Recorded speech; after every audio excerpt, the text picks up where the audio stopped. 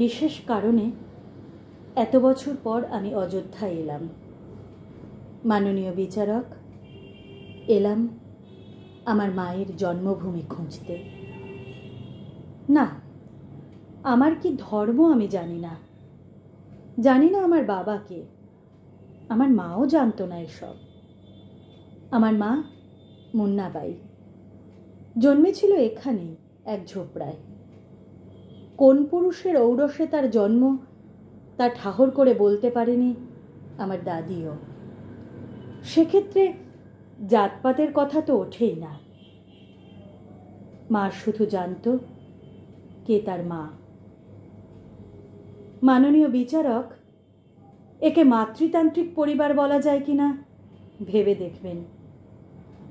যদিও পরিবার শব্দটার অর্থই আমার কাছে পরিষ্কার নয়।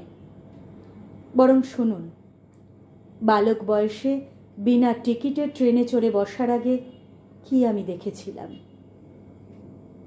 ভালো মনে নেই আমার।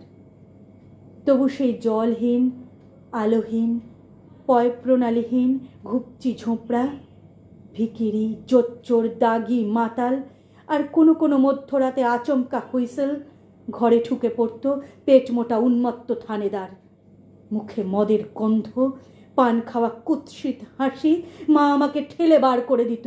সেই রাত, সেই অসংখ্য নক্ষত্রের রাত, সোনালি হ্যালোজেনের রাত আমি কাটিয়ে দিতাম রাস্তার পাশে দেয়ালের ঠেস দিয়ে।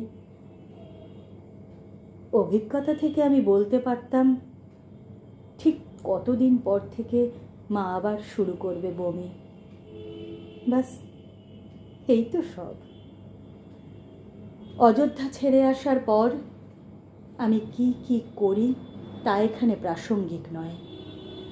মাননীয় বিচারক, আমি শুধু শুনেছিলাম যৌবন থাকতে থাকতেই ঝোপড়া থেকে দালান, তা থেকে শীষ মহল পর্যন্ত পৌঁছতে পেরেছিল আমার মা।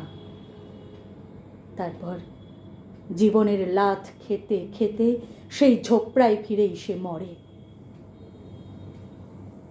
চোখ ঝাপসা হয়ে ওঠার জন্য মাফ করবেন, কিন্তু এত বছর পর মায়ের জন্মভূমি খুঁজতে এসে কি আমি দেখলাম। কেউ বলছে এখানে জন্মেছিলেন তাদের এক পৌরাণিক রাজা। কেউ বলছে এখানে এসেছিলেন মধ্যপ্রাচ্য থেকে তাড়া খাওয়া এক বাদশাহ।